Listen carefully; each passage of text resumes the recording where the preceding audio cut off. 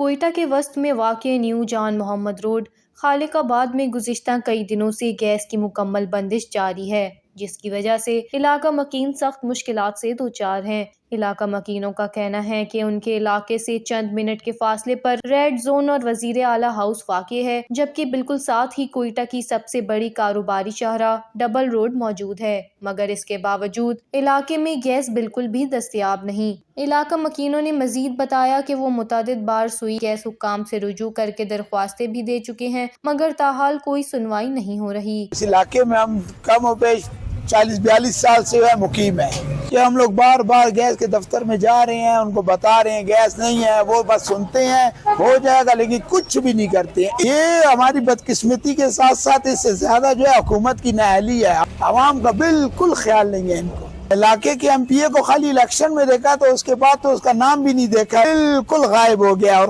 افسوس کے ساتھ یہ کہنا پڑتا ہے کہ نہ گیس ہے نہ بجلی ہے، اور تقریباً گیس کی تو اتنی شدید لوڈ شیڈنگ ہو گئی ہے کہ لوگ بہت زیادہ جو ہے نا اس کی وجہ سے پریشان ہو رہے ہیں، اور گھروں میں جو ہے نا مختلف قسم کی کوئی لکڑی جلا کے کوئی کس طرح جلا کے کام کر رہا ہے۔ تو حکومت سے جو ہے نا اور سوئی گیس سدرن گیس کے ڈائریکٹر سے یہ درخواست کی جاتی ہے، خدارہ جو ہے نا کوئٹہ کا وہ علاقہ ہے جو کوئٹہ کا وسط میں واقع ہے، سمجھو کہ کوئٹہ کا سینٹر یہی ہے، یہاں پر اگر گیس نہیں ہے تو سائڈ اور دیہی علاقوں کا کیا حال ہوتا ہوگا۔ لکڑی بہت مہنگی ہو گئی ہے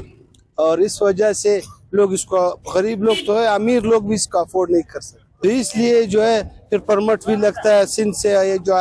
جنگلات سے آتا ہے لکڑی، بہت راستے میں رکاوٹ ہوتا ہے، تو یہ وجہ ہے کہ لوگ بہت پریشان ہیں۔ گیس کے بالکل پریشر ختم ہوا ہے، تھوڑی بہت ہوتی ہے وہ بھی شام کو رات کو وقت ختم ہو جاتی ہے۔ مہنگائی روز پر روز بڑھ رہی ہے، ابھی یہ لکڑی جو ہے 1300 14 آتا کہ 1600 تک، کون غریب اس کو کر سکتا ہے، خرید سکتا ہے۔ علاقہ مکینوں کا کہنا ہے کہ اگر فوری طور پر گیس بحال نہ کی گئی تو وہ ڈبل روڈ کو بند کر کے احتجاج کرنے پر مجبور ہوں گے، جس کی تمام تر ذمہ داری سوئی گیس حکام پر عائد ہوگی۔